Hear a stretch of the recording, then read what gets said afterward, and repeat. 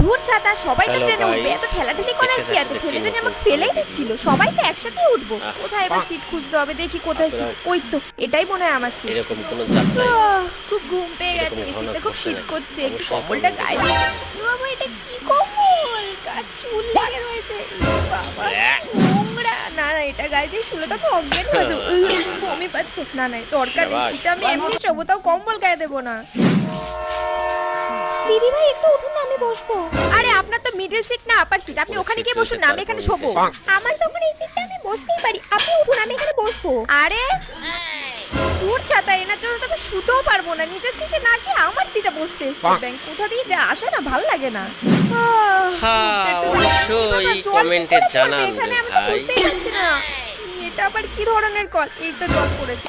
আবার কি ধরনের কল, জীবনেও তো দেখিনি। তো বন্ধ হচ্ছে না। বাবা, মনে খারাপ হয়ে গেল। জল পড়া কমছে না, তাহলে এটা খারাপ